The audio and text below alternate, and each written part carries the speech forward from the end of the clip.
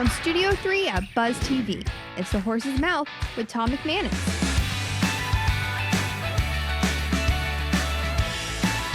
All right, welcome into The Horse's Mouth here. Tommy Max, of course, at my bar, where everybody's welcome to have a seat and get a chance to tell their story. It's Biz Champions time, so Major Harding is here. Always great to have him here. We're brought to you by Foodies Care, a great organization that helps people that are hungry and that are homeless right here in Northeast Florida. Got a great show lined up for you today. Going to talk a little education, a little organization, and a little BLKOPS Foundation. See how that all came together? Yeah, it always does. Somehow on this show. So let's say hello to the panel. Up first is Rekita Brown. Hey, Rekita, how are you? Hey, I'm good. How are you? Great to see you from Genuinely Organized. You're my organizer. Yes. Tell us about your business and what you're doing. So I am a professional organizer, and then I also am a senior move manager. I organize any room in the house, and I help seniors downsize, declutter, and help them settle in their new spaces. So you're in a home for 20 years, and all the kids are gone, and now you got to figure out how to downsize, and Yes. you come in and say, I can help organize the whole thing. Yes, I Wow, do what a just service. that. Yes. Takes the pressure off the people that are Yes. trying to figure it out. Yeah, it's amazing. I help them make those difficult decisions. Right. Like what to keep and what to get rid of. Yes. Yes. It's amazing. Like all that time in a house, you don't realize till you got to move. Like, holy cow, there's a ton of stuff. I hear that a lot. People are in their homes for so long, and they're like, I didn't realize I had so much stuff. Yeah. But it happens. It happens with myself. But I'm just one of those people that are I can just very easily get rid of things. Do you help like executives that have to move suddenly, that kind of thing, like help them organize, or military that's coming in and out, what have you? Yep. I've packed and unpacked, Have you for really? those, yes. Wow. Because I also offer those services as well. What drew you to that line of work? So I've been organized my entire life. Okay. And Are you military? no, I'm not. My dad is, my brother. Okay. So and that's son. where May came in from. But I don't know, I've been always pretty tidy, and when Cool. I worked in corporate America, I always set my desk up, not just to look neat, but just to make sure my day ran smooth. Yeah. And I just kind of took it all to the business side of it, and I left corporate, and Good for you.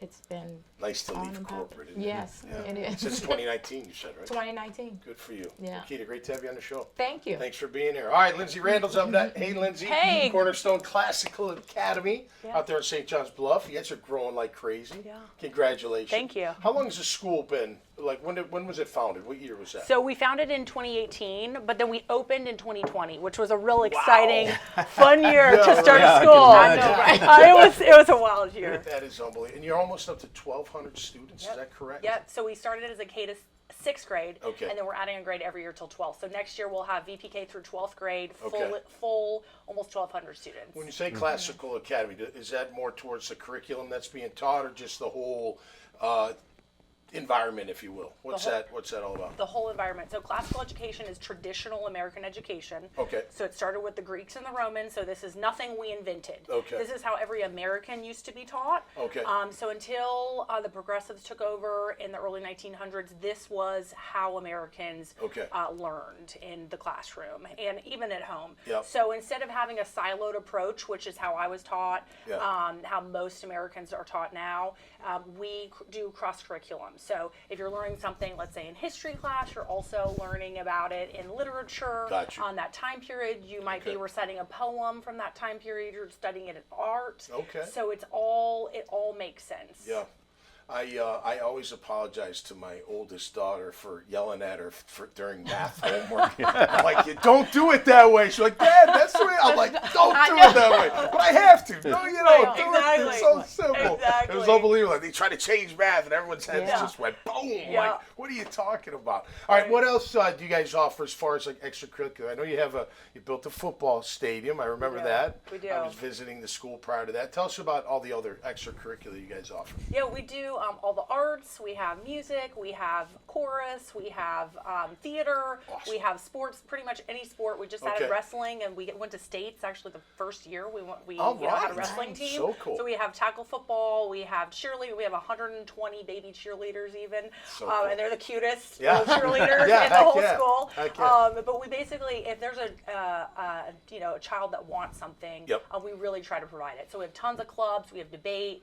We have a yearbook staff. They just gave us this whole proposal. Me and Edie, our executive director, a proposal about what they want for next year, what their plan is for the next year, which is the last year that our seniors will be there, and the first graduating class. Wow, and Edie and I are crying. I mean, it was so beautiful with those kids, and it's basically a roadmap of where we've been and where we're headed, and it's really beautiful. A dream coming true. It is. It really is. A lot of hard work. A lot of hard work. And a lot of red tape, I'm sure. Yes. Good. A lot of red tape and a lot of gray hair. Absolutely. So real quick, how do kids get enrolled at your school? Is it public, private? How do they have to audition, or how do they get into It's completely tuition free, and if you live in the state of Florida, anyone can apply. Okay. And then we're lottery based. So we do have preferences. If you live in Duval County, you get a preference versus St. Johns County. But if you're willing to transport your child to the school, you can do it. That is great. And I started this with no experience. I had no education background. Really? I just wanted it for my girls, so I That's started so cool. it around my kitchen table That's in your why. Jacksonville Beach. Yes. Everybody has their why, right? You figure it out. That's great. Well, thanks for being here. Thank you. Yeah, Thanks good for to having have you. me. All right, Daniel Flint, what's up? Welcome back. Tom. Black Ops Operation. I'll say hi to Major. How are you, Major? I'm good, Tom. Good to see you, brother. You too, bro. All right, talk to us about Black Ops. Man. What are you guys So up to? last time we had a chat at Lynch's Bar, we were still waiting to hear back to see if Major Capers was gonna, the Bill 33 was going to be signed. So I proudly to announce back on March 26th that President Trump signed Bill 3377, which now authorizes him to now give Major Capers the Congressional Medal of Honor for his actions in Phu in Vietnam in 1967. Wow. For most people that have not heard the story, he was wounded 17 times in combat. He was part of Team Broad-Minded. He's going to be the first Black Marine Corps officer to be awarded the Congressional Medal of Honor. Wow. And it's just, part of those injuries that he sustained was he broke his leg during that engagement as well.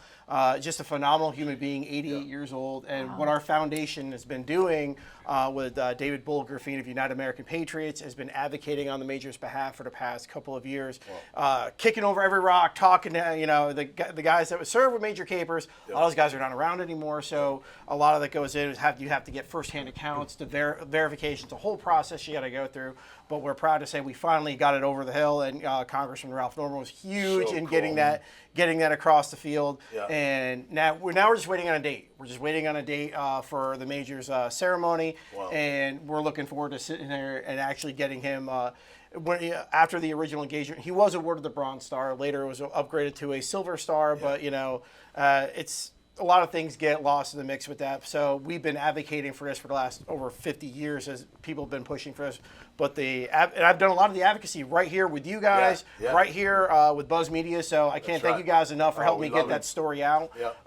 So I also serve on the board of directors for the Black Ops History Foundation. So what we do is we elevate, empower, and educate kids within the community, teaching the stories of special operations from World War II all the way to present-day military operations. So kids don't know it. I mean, these are the silent professionals that went behind the lines that people you've never heard of. Right. We all see, like they'll get like Tuskegee Airmen, they'll get they'll get the Band of Brothers guys. But when you say like the Triple Nickels, who were they? They were the black paratroopers that they never went over combat, but they had over 1,200 confirmed jumps in fighting forest fires on the West Coast during the war. It's what they were doing. And we actually 5 Americans actually were killed in Bly, Oregon, when Japanese firebombs that they were sending them overseas. They were launching them from Japan, and they were coming over. And one dropped, and a preacher's wife and 5 kids went out there. They were sitting there.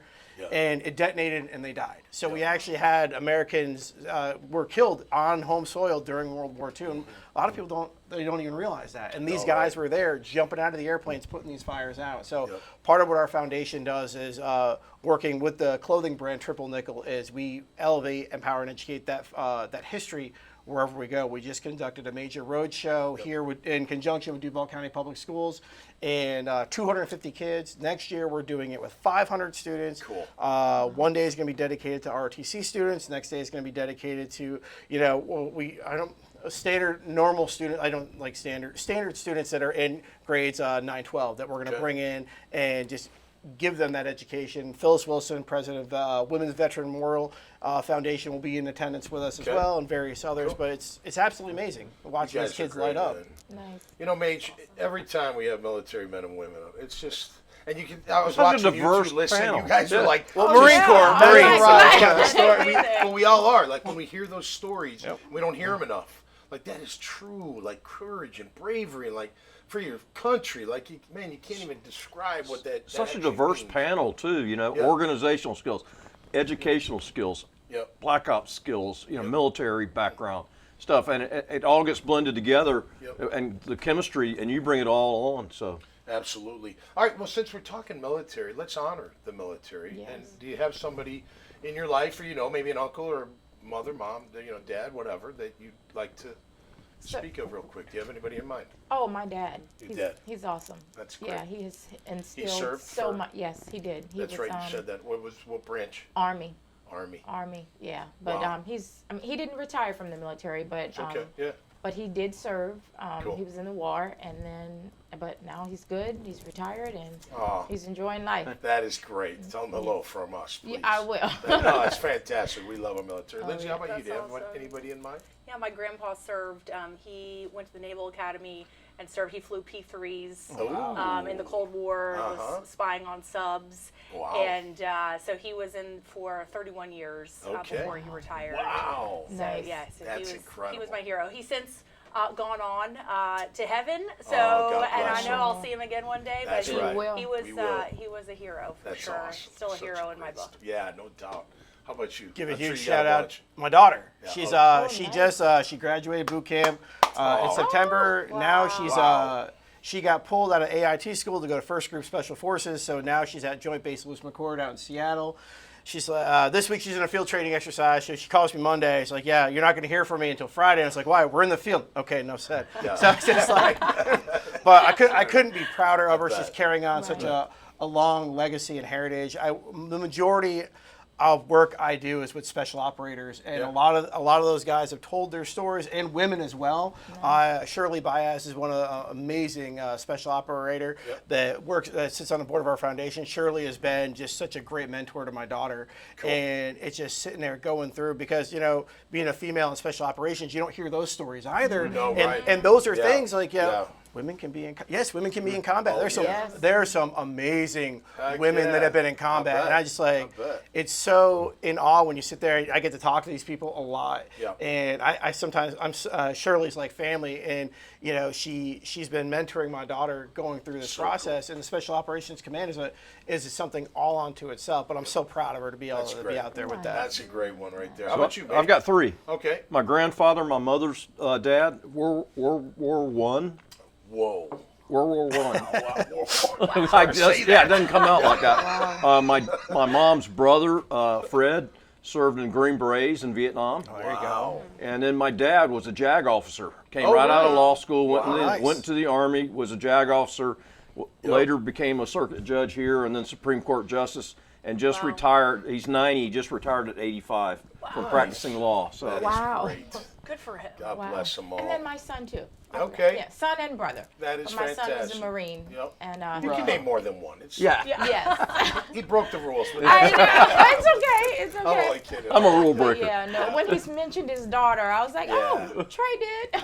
There you go. Yeah, but That is great. he's a good kid. He Yep. did military. He did 4 years, and then and he cooked there. So now he's actually the kitchen manager here at BB's. Oh, no kidding. Yeah. All right. Very cool. Yeah, Well, my father served, my mom served, and my oldest brother served. So, Wow. nice. yeah, and both my parents have passed into heaven. So, I'll see them again. You will. I'm sure they're at the Officers Club having a good old time. There, no doubt about it. All right, guys, thanks so much for being here. You're welcome. Really Thank appreciate it. you. Great panel, as always, right here on the Horse's Mouth. Make sure you go to the Daily News Network website, dailynewsnetwork.com. You'll see this episode. Scroll down. You see all the names on the panel. Just click on them. You'll go right to their profiles and see how you can, what they're doing and how maybe you can get in touch with them. Until next time, stay safe and be cool out there. We'll see you right here on the Horse's Mouth. Cheers.